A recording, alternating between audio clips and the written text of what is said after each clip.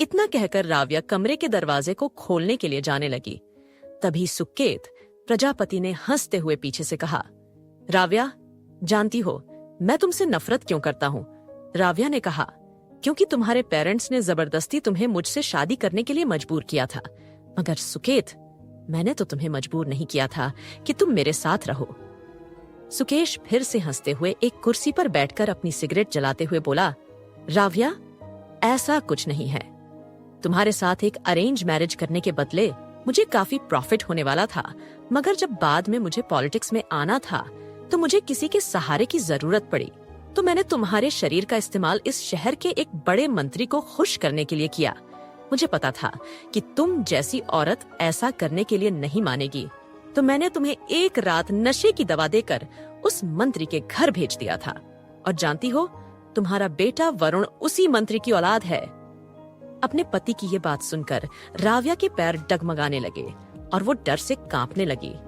उसने आंसू भरी आंखों से अपने पति को देखा और उसने ना में सिर हिलाते हुए कहा, नहीं, ये झूठ है, तुम झूठ बोल रहे हो ना? सुकेश राव्या की बात सुनकर बुरी तरह मुस्कुराया। तो राव्या को अपने घिनौने पति की बातों पर विश्वास हो गया और वो डूबते हुए दिल के साथ बोली, तुम इतना गिर जाओगे, ये मैंने जिंदगी में नहीं सोचा था। तुमने मेरी जिंदगी बर्बाद कर दी। आखिर मैंने तुम्हारे साथ क्या ही गलत किया है सुकेश?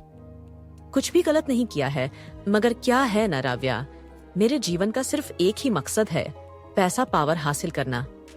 सुकेश ने ये कहते हुए दूसरी सिगरेट जलाई। राव्या ने अपने आंसू पोंछे और कहा, अब जब तुमने मेरे बच्चों को नाजायज बना दिया है तो मैं अपने बेटे और बेटी को लेकर यहाँ से जा रही हूँ। तो ठीक है, अगर तुम मेरा घर छोड़कर गई तो सबको ये पता चलने में देर नहीं लगेगी कि बच्चों का जन्म किस तरह हुआ है। सब लोग तुम्हें बदचलन औरत कहेंगे, जिसने शादीशुदा होने के बाद भी किसी और के साथ सोने की हिम्मत की। और रही बात मिस्टी की, तो मेरी बेटी उसे तुम चाहकर भी यहाँ से नहीं ले जा सकती। अपने पति को ऐसी बातें सुनकर वो राव्या बुरी तरह टूट गई। उसे ऐसा लगा जैसे उसके पैरों तले जमीन खिसक गई हो। राव्या प्रजापति भले ही इस खुलासे के बाद टूट चुकी थी, मगर वो सुकेश जैसे राक्षस को ऐसे ही खुद की हालत पर हंसते हुए नहीं देख सकती थी। इसीलिए उसने कमरे में रखी एक भारी चीज उठाकर सुकेश के सिर पर वार कर दिया और फिर राव्या जोर जोर से अपनी किस्मत पर रोने लगी। तभी उनके कमरे के बाहर खड़ी 5 साल की मासूम मिस्टी अपनी मम्मा के रोने की आवाज सुनकर परेशान हो गई। उसने दरवाजे को पीटते हुए कहा, मम्मा, आपको क्या हुआ? प्लीज दरवाजा खोलिए। मम्मा, खोलो ना दरवाजा। राव्या ने कमरे के बाहर से जब अपनी बेटी की रोने की आवाज सुनी है, उसने जल्द से अपना मुंह बंद कर लिया। तभी सुकेत अपना सिर पकड़कर खड़ा हुआ। उसके सिर से खून निकल रहा था। ये देखकर उसके गुस्से की कोई सीमा नहीं रही और वो राव्या की गर्दन पकड़कर पूरी ताकत के साथ उसे मारने की कोशिश करने लगा। कुछ देर तक राव्या छटपटाई, फिर आखिर में उसकी आंखें एक जगह थम गईं और उसके हाथ ढीले पड़ गए। अपनी पत्नी की जान लेने के बाद सुकेश ने उसे नीचे फेंका और उसे लात मारी। सुकेश को अपनी पत्नी की जान लेने का कोई दुख या पछतावा नहीं था। उन्हें यह भी एहसास नहीं था कि उन्होंने ऐसा करके अपने हो बच्चों को अनाथ कर दिया था। मिस्टी, जो अपनी माँ के काफी देर तक दरवाजा न खोलने के लिए काफी परेशान हो गई थी, वो जल्दी से अपने भाई से मदद मांगने के प्रजापति हाउस से बाहर और गार्डन में इधर उधर नजरें दौड़ाकर अपने भाई मृत्युंजय को ढूंढने लगी। मगर जब उसे अपना भाई नहीं दिखा तो मिस्टी एक जगह पर बैठकर रोने लगी। तभी मिस्टी की हमउम्र का लड़का मिस्टी के पास आया। उस लड़के का नाम सिद्धार्थ था, जो कि मिस्टी का नेबर और दोस्त भी था। मिस्टी ने अपने दोस्त को देखकर कहा, सिट्टू, मृत्युंजय भैया कहाँ है? मुझे उनसे बात करनी है। सिद्धार्थ ने कहा, मिस्टी, मुझे बताओ, तुम क्यों रो रही हो? मैं तुम्हारी मदद करूंगा, आई प्रॉमिस। मिस्टी ने ना में सिर हिलाते हुए कहा, नहीं, मुझे अपने भाई से ही मिलना है। सिट्टू, तुम जाओ यहाँ से। इतना कहकर मिस्टी ने सिद्धार्थ को धक्का मार दिया, जिसकी वजह से सिद्धार्थ सीढ़ियों से नीचे जा गिरा। सिद्धार्थ ने उठकर अपने कपड़े साफ किए, कहा, मिस्टी, अभी तुम गुस्से में हो, मैं बाद में तुमसे मिलने आऊंगा। इतना कहकर सिद्धार्थ सिट्टू की हरकत पर बगैर गुस्सा हुए वहां से चला गया। कुछ देर बाद मिस्टी के सिर पर किसी ने कुछ मारा, जिससे कि मिस्टी को गुस्सा आ और वो खड़ी हो गई। उसे अपने आसपास कोई नहीं दिखा तो वो चिल्लाने लगी, कौन है मेरे सामने आकर दिखाओ, तुम्हारी हिम्मत कैसे हुई मिल्ली छे पंगा लेने की। ये कहते हुए मिस्टी ने अपने हाथ की मुट्ठी बनाई और अपने दूसरे हाथ में मुट्ठी मारकर उसने ये जताने की कोशिश की कि वो अपने दुश्मन को अपने हाथों से मसल देगी। तभी एक लड़का गिलोल को अपने हाथ से घुमाते हुए मिस्टी के पास आया। उसने अपनी आंखों पर काला चश्मा लगाया हुआ था और उसके होंठ एक मुस्कान में मुड़े हुए थे। उस 9-10 साल के लड़के ने अपने चश्मे को उतारकर दबंग स्टाइल में अपनी गर्दन के पीछे शर्ट में डाला और कहा, मैंने मारा है तुम्हें रोंदू लड़की, बताओ क्या करोगी मेरा। मिस्टी ने अपनी आंखों से आंसू पोंछते हुए कहा, तुम रोंदू, तुम्हारे पापा रोंदू, तुम्हारी मम्मी रोंदू, मैं तुम्हारी मम्मा से शिकायत करूंगी। ओह लड़की, तुम बहुत कमजोर हो, क्या तुम लड़ नहीं सकती? हमेशा रोती और शिकायत करती रहती हो। और वो तुम्हारा मंगेतर सिद्धार्थ भी तुम्हारी ही तरह है। तुम दोनों को अभी शादी कर लेनी चाहिए। और हाँ, शादी करने के बाद मेरे घर मत आना, मैं तुम दोनों को धक्के मारकर अपने घर से निकाल दूंगा, क्योंकि मुझे कमजोर लोग पसंद नहीं है। आनंत्य, तुम भी तो कमजोर हो, मुझे मालकर कौन सा तुम बहादुर बन जाते हो, तुम बहुत गंदे हो। आई हेट यू मिस्टी। ये कहते हुए सीढ़ियों से नीचे उतरी और उसने अपने दोनों हाथों को आनंत्य के सीने पर रखा और उसे धकेलने की कोशिश करने लगी। मगर वो लड़का उस जगह से टस से मस नहीं हुआ और उसने अपने हाथ से मिस्टी का एक हाथ जोर से पकड़ लिया, जिसकी वजह से मिस्टी को हाथ में दर्द होने लगा। आनंद ने एक झटके से मिस्टी को दूर कर दिया तो मिस्टी नीचे जा गिरा। मिस्टी ने अपने कपड़े साफ किए और कहा, मैं तुम्हारी अपने मृत्युंजय भैया शिकायत करने जा रही हूँ, वो तुमको पनिश करेंगे। कुछ देर बाद मिस्टी अपने साथ मृत्युंजय को लेकर उन बच्चों की एक खुफिया जगह पर आई, जहाँ पर युग पहले से ही लड़ने को तैयार था। मृत्युंजय ने आते ही युग पर मुक्के बरसाने शुरू कर दिए, मगर युग ने उसके हर एक मूव को अच्छे से कैच किया और थोड़ी देर लड़ते रहने के बाद उसने मृत्युंजय को जमीन पर पटक दिया। मृत्युंजय जल्दी से खड़ा होने की कोशिश करने लगा, मगर युग ने उसे एक लात मारी, जिससे कि मृत्युंजय के पेट में दर्द होने लगा।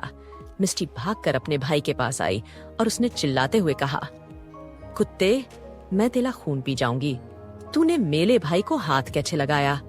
ये कहकर मिस्टी युग के पास गई और उसने युग के गाल पर एक तमाचा जड़ दिया।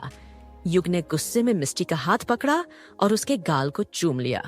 फिर वो किसी छोटे शैतान की तरह हंसते हुए बोला, यू बोथ आर लूजर्स। दोनों भाई बहन एक दूसरे को संभालते हुए घर पहुंचे तो उन्हें अपने घर के गार्डन में काफी सारे अनजान लोग दिखे, जिन्होंने सफेद कपड़े पहने हुए थे। मिट्टी में सने उन दोनों भाई बहन को देखकर प्रजापति परिवार की एक मेड उनके पास गई और उन्हें घर में ले गई।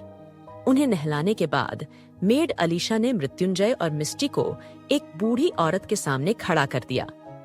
बच्चों, तुम दोनों को आज से हमारे युग के परिवार में रहना होगा। मैं सिद्धार्थ और युग की दादी हूँ। उस औरत का नाम गायत्री युग के परिवार था। उन्होंने मिस्टी मृत्युंजय का हाथ पकड़ा और उन्हें युग के परिवार निवास ले आई। कुछ दिनों तक उन दोनों को युग के परिवार निवास में रखा गया और वहीं से वो दोनों स्कूल गए। ओए, तुम दोनों कातिल के बच्चे हो, तुमने किसने स्कूल आना अलाउ किया? एक 13-14 साल के लड़के ने मृत्युंजय के पास आकर कहा। मिस्टी गुस्से में उस लड़के से लड़ना चाहती थी, मगर मृत्युंजय ने उसका हाथ पकड़कर उसे रोक लिया। ये देखकर उस लड़के के सभी साथी मृत्युंजय और मिस्टी पर हंसने लगे। उन सब की शिकायत करने के लिए मृत्युंजय प्रिंसिपल ऑफिस की ओर बढ़ा। जाते हुए उसने मिस्टी का हाथ पकड़ा हुआ था। मिस्टी ने पीछे मुड़कर उन लड़कों को घूर कर देता तो उसे उन लड़कों के बीच युग भी खड़ा दिखाई दिया, जिसे देखकर उसे बहुत ज्यादा गुस्सा आया।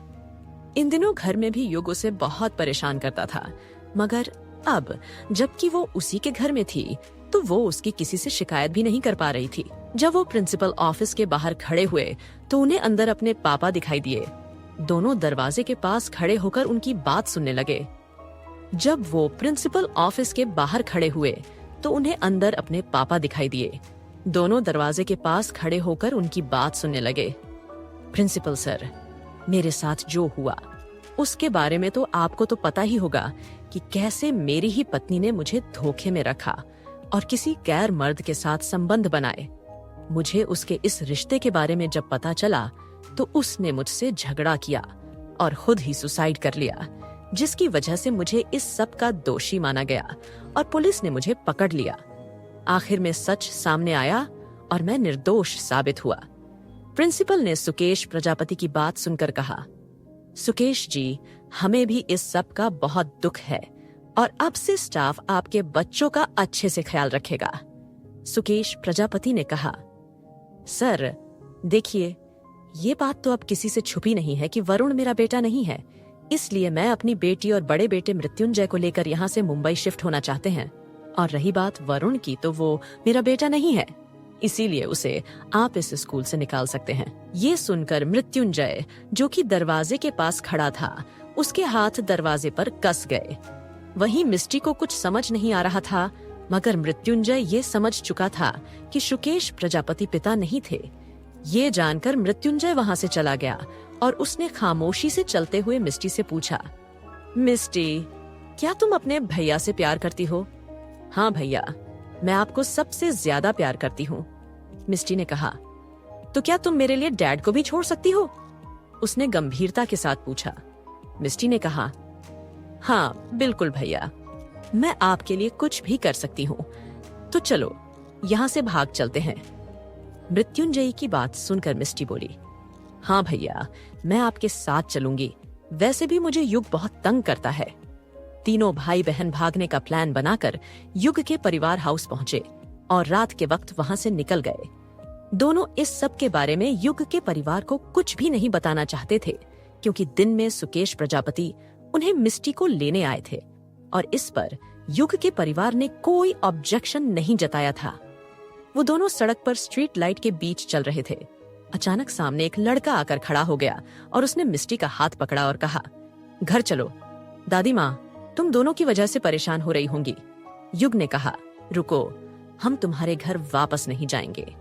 मृत्युंजय बोला, युग ने कहा, तुम दोनों को चलना होगा। दादी ने मुझे तुम दोनों का ख्याल रखने के लिए कहा है। मिस्टी ने युग की बात सुनकर गुस्से में अपना हाथ छुड़ाकर कहा, तुम गंदे हो। तुम भी उन छप के साथ मिलकर हमारा मजाक उड़ा रहे थे। तुमको भी हमें रोते हुए देख कल मजा आ लाओगा ना? ये कहते हुए मिस्टी जोर जोर से रोने लगी। उसे रोता देख युग उसे खींचकर अपने साथ ले जाने लगा, मगर मृत्युंजय ने उसे युग से छुड़ाया और वहां से चला गया। युग पीछे खड़ा उन दोनों को जाते हुए देखता रह गया। Flash back and. Mrityunjay Suket के मरने के बाद ही वापस महल आया था, अपने भाई बहन के साथ रहने। मृत्युंजय की मां जन्म देते ही मर गई थी। मृत्युंजय को मां का क्या रवैया और उसकी बहुआ ने दिया था, और अब वो दोनों ही मर चुकी थी। वहीं नीलमणि महल में आरोही कुछ नौकरानियों के साथ गांव से दूर कॉलेज में गई थी, ताकि वो गांव की कुछ लड़कियों का एडमिशन वहां दिला सके, जिसके चक्कर में उसे वहां काफी टाइम लग गया। जब वो डीन के ऑफिस से बाहर निकली तो उसके सामने कई लड़कियां आकर खड़ी हो गई। उन लड़कियों के पीछे से कामिनी नाम की एक लड़की निकलती है। ये वही लड़की थी जो उस दिन पूजा में मृत्युंजय के साथ बैठी थी, और उसके माँ बाप ने उसकी शादी मृत्युंजय से तय कराई थी। कामिनी ने ब्लू डेनिम जीन्स और व्हाइट कलर की क्रॉप टॉप पहन रखी थी। उसके बाल खुले थे। वहीं आरोही ने उन तीनों से बिना डरे पलकें उठाकर उन लड़कियों की तरफ देखा। बेहद साधारण सफेद अनारकली में भी आरोही की खूबसूरती अलग ही नजर आ रही थी। उसने मेकअप के नाम पर आंखों में बस हल्का काजल लगाया हुआ था और अपने नेचुरल लिप्स पर उसने कुछ भी नहीं लगाया था। उसकी खूबसूरती को देख कामिनी के तन बदन में आग जल उठी थी। उसने अपने मुंह से च्युइंगम निकाली और आरोही के बालों में लगाने लगी। तभी गुस्से में कामिनी के गालों पर आरोही ने एक करारा तमाचा जड़ दिया, जिससे कामिनी का चेहरा एक तरफ को झुक गया और उसने अपने गालों पर हाथ रख लिया। आते जाते सारे स्टूडेंट्स रुक गए और उन्हें देखने लगे, पर किसी की भी उन्हें रोकने की हिम्मत नहीं हो रही थी। कामिनी ने अगल बगल देखा और चिल्लाकर कहा, how dare you slap me. उसके कहने पर आरोही ने उसे अपनी उंगली पॉइंट करते हुए कहा, shut up and make your voice down, otherwise. कहते हुए उसके चेहरे पर एक कुटिल मुस्कान थी। तभी कामिनी ने झुककर आरोही के कान में कहा, यूल हैव टू पे फॉर इट, एंड वो आ गया है। अभी भी कामिनी के अंदर इतनी अकड़ देख आरोही ने कहा, यू, तुम्हें तो मैं। तभी उसके साथ खड़ी लड़की ने उसे रोकते हुए कहा, Kamini, control babe, just let it leave her. उनके कहने पर कामिनी ने उससे अपना हाथ छुड़ाकर कहा, लीव मी, रूबी। इसने वरुण प्रजापति को आंख उठाकर देखने की भी हिम्मत कैसे की? तुम तो जानती हो ना कि मैं तुम्हें ही वरुण की पत्नी के रूप में देखना चाहती हूँ, और मैं कैसे बर्दाश्त कर सकती हूँ? रूबी ने कहा, कामिनी, तुम अपने आप को इस लड़की के बारे में सोचकर स्ट्रेस मत दो, इसे तो आज मैं और मेरा भैया देख लेगा। रूबी की बात सुनकर कामिनी मुस्कुराई। ये उसकी एक चाल थी। वो जानती थी कि उसकी दोस्त रूबी वरुण के लिए पागल है, और वो रूबी के इसी पागलपन का फायदा उठाकर आरोही को अपने रास्ते से हटाना चाहती थी। वहीं आरोही ये सुनकर शौक हुई कि वो लड़कियां वरुण प्रजापति की वजह से उसे परेशान करने आई थीं। तभी कामिनी ने कहा, घूर क्या रही है? हाँ, कहते हुए वो आगे बढ़ी ही थी कि आरोही ने कहा, हमसे उलझना बंद करो। आरोही की बात पर कामिनी और रूबी हंस पड़ी और बोली, ओह रियली? वरना क्या कर लोगी? हाँ, कम ऑन से।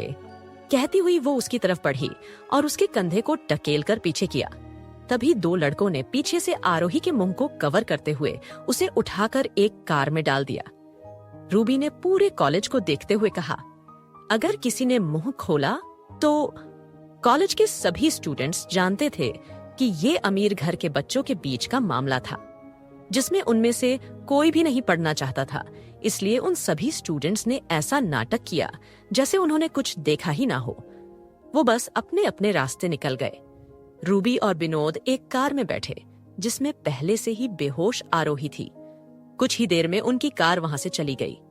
कामिनी ने अपनी आर्म्स को फोल्ड किया और खुद से कहा, अब मुझे यकीन है कि विनोद और रूबी दोनों मेरे रास्ते के इस कांटे को हटा देंगे, और अब वरुण को मैं जाकर कह सकती हूँ कि मैंने रूबी और विनोद को आरोही को किडनैप करने को कहा था, मगर वो मुझे धोखा देंगे ये मुझे नहीं पता था। सारे सबूत विनोद और रूबी के खिलाफ हैं, इसलिए ना चाहते हुए भी वरुण को मुझ पर यकीन करना होगा। इस तरह मेरा वरुण सिर्फ मेरा रहेगा। ये कहकर कामिनी ने अपने पर्स से फोन निकाला और उसे नीचे फेंककर उसने उसे हील से कुचल दिया। ये करके वो मुस्कुराई और उसने मन में कहा, वरुण जब ठीक होकर उस लड़की तक पहुंचेगा तब तक उस लड़की की खूबसूरती उसके पास नहीं रहेगी, फिर मेरे वरुण को भी उससे कोई मतलब नहीं रहेगा। वहीं कामिनी को ऐसा करते देख उसके पास खड़े ड्राइवर ने कहा, मालकिन आपका फोन। कामिनी ने उसकी बात सुनकर अपने होंठों पर उंगली रखी और उसने कहा, श्श्श। ड्राइवर, काका आपने यहाँ जो देखा वो भूल जाओ, वरना अगर मुझे पता चला कि आपको सब याद रहा और वरुण को यहाँ हुए हादसे के बारे में पता चला तो ये आपके और आपके बच्चों के लिए ठीक नहीं होगा, समझे? ड्राइवर को धमकी देकर वो अपनी कार में बैठी। ड्राइवर सिर झुकाए उसके पास आया और वो बिना कुछ कहे ड्राइविंग सीट पर बैठ गया। कामिनी समझ चुकी थी कि वो ड्राइवर अब अपना मुंह नहीं खोलने वाला है। कुछ ही देर में उसकी कार भी वहां से निकल गई और वो प्रजापति हवेली पहुंची।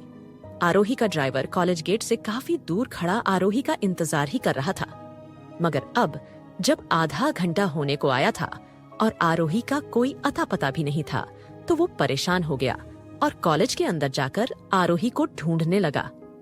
काफी देर तक ढूंढने पर भी जब उसे आरोही नहीं मिली तो उसने हड़बड़ाकर राज को कॉल किया। राज ने उस ड्राइवर से कॉल पर कहा, डोंट वरी, मैं देखता हूँ, कहकर उसने फोन रख दिया। वहीं दूसरी तरफ रूबी और विनोद उस कार को ड्राइव करके एक सुनसान सड़क पर ले आए थे, जहाँ चारों ओर जंगल ही जंगल फैला था। विनोद ने जब कार को रोका तो रूबी ने उससे कहा, क्या हुआ भैया? रूबी, एक्चुअली अगर हमने इस लड़की को मार दिया तो आज न तो कल पुलिस हमें पकड़ ही लेगी, इसलिए हमें ऐसा नहीं करना चाहिए। और तुम चाहती हो ना कि वरुण प्रजापति और सारांश रावत दोनों इसके पीछे पड़े हैं। कहीं उन्हें पता चला कि हमने इसे मारा है तो वो दोनों हमें बर्बाद कर सकते हैं। भैया साफ साफ कहिए ना कि अब आप डर रहे हैं और आप नहीं चाहते कि मेरी शादी वरुण से हो, है ना? रूबी ने गुस्से से कहा। रूबी, ऐसा नहीं है। मैं इसे तेरे लिए मार तो नहीं सकता, मगर मैं इसका ऐसा हाल कर सकता हूँ कि कोई भी आदमी इसे देखने से भी डरेगा। रूबी ने कुछ देर रुककर उसकी बातों का मतलब समझा और फिर एक्साइटेड होते हुए कहा, भैया तो क्या आप इस लड़की के साथ? इतना कहकर रूबी चुप हो गई। तभी विनोद ने कहा, जो तुम सोच रही हो मैं इसके साथ वही करने वाला हूँ। रूबी ने कहा, मगर भैया अगर इसने आपके खिलाफ बाद में कंप्लेंट कर दी तो, और अगर सारांश ने फिर भी उसका साथ ही दिया तो क्या होगा? हम लोग तो बर्बाद हो जाएंगे। विनोद ने अपनी पॉकेट से एक छोटी सी सीसी निकाली और उसे रूबी को दिखाते हुए कहा, ये देखो, ये एक ऐसा एसिड है जिसे अगर मैं किसी के चेहरे पर भी डालता हूँ तो उसका चेहरा पहचानने लायक भी नहीं रहेगा। तो सोचो, अगर मैंने ये एसिड इस लड़की के चेहरे पर डाल दिया तो कोई भी उसे पहचान ही नहीं पाएगा। वो इतनी बदसूरत हो जाएगी कि खुद अपने आप को देखने से डरेगी, और खुद के साथ इतना सब होने के बाद वो लड़की ना वरुण के पास वापस जाने की हिम्मत कर पाएगी, न ही जी पाएगी। अपने भाई विनोद की बातें सुनने के बाद रूबी की आंखें चमकने लगीं। उसने कहा, भैया इससे अच्छी सजा इस लड़की के लिए कोई हो ही नहीं सकती। तो अब आप इसे सबक सिखाने के लिए हमारे पुराने आउट हाउस ले जाओ और मैं मॉम डैड को संभाल लूंगी। विनोद ने कहा, ठीक है छोटी। कहकर उसने कार को मोड़ा और वो अपने आउट हाउस की ओर चल दिया। लेकिन तभी कई कारें उसके आगे रास्ता रोककर खड़ी हो गईं। विनोद ब्लैक कलर की इतनी सारी कार्स को देखकर बहुत ज्यादा कंफ्यूज हो गया। उसने डरते हुए रूबी से कहा, रूबी कहीं सारांश तो उस लड़की को बचाने नहीं आ गया? ऐसे तो हम फंस जाएंगे। अब हम क्या करेंगे? रूबी ने कहा, भैया हम पकड़े भी जाए तो भी मुझे कोई डर नहीं है, मगर मैं इस लड़की को ऐसे ही नहीं जाने दूंगी। इतना कहकर उसने विनोद के पास रखी एसिड की वो छोटी सी सीसी का ढक्कन खोल दिया और उसे बैक सीट पर बेसुध पड़ी आरोही के ऊपर फेंकने लगी। ये देख विनोद ने जल्दी से उसका हाथ पकड़कर उसे रोक लिया। विनोद ने डरते हुए कहा, ये क्या कर रही हो तुम? रूबी ने कहा, नहीं भैया, मैं इस लड़की का चेहरा भी नहीं देखना चाहती। मैं मरूंगी भी तो इसे लेकर ही मरूंगी। तुम वरुण के चक्कर में पागल हो गई हो। अब तुम भी मरोगी और साथ में मैं भी मरूंगा। कहकर उसने कार का दरवाजा खोला और बाहर उतर गया। विनोद के कार से बाहर आते ही उसके सामने वाली कार से भी एक आदमी बाहर निकला, जिसने एक सूट पहना हुआ था। देखने में वो काफी हेल्थी लग रहा था, मगर उसकी सफेद दाढ़ी को देखकर ये कहा था सकता था कि वो 60 साल के तो होंगे ही। विनोद उन्हें नहीं जानता था, मगर इतना तो तय था कि सामने खड़ा शख्स कोई पावरफुल शख्सियत था। इसीलिए उसने रिस्पेक्टिवली कहा, आप कौन हैं और आपने हमारा रास्ता क्यों रोका है? विनोद की बात सुनकर उस आदमी ने कोई जवाब देने के बजाय अपनी पॉकेट से गन निकाल ली और तब कहा, लड़के उस लड़की आरोही को हमारे हवाले कर दो। विनोद ने डरते हुए कहा, आप कौन हैं और किस लड़की की बात कर रहे हैं? उस आदमी ने मुस्कुराकर कहा, जिस लड़की को तुमने कॉलेज से अगवा किया है, मैं उस लड़की की बात कर रहा हूँ। अगर अपनी जान बचाना चाहते हो तो उसे हमारे हवाले करो, वरना। उनकी धमकी सुन विनोद सोच में पड़ गया, क्योंकि अगर वो ऐसा करता तो उसकी पागल बहन कुछ न कुछ गलत कदम उठा देती। वहीं उसे कोई फैसला लेने में इतनी देर करता देख उस बूढ़े आदमी के पीछे से उसके बॉडीगार्ड निकले और उन्होंने विनोद के सिर पर पीछे से एक भारी लोहे की रोड से वार कर दिया, जिसकी वजह से थोड़ी ही देर में उनका दिमाग ब्लैंक हो गया और उसका बेजान शरीर एक आवाज के साथ सड़क पर ही गिर गया। गिरते ही उसका खून सड़क पर बहने लगा।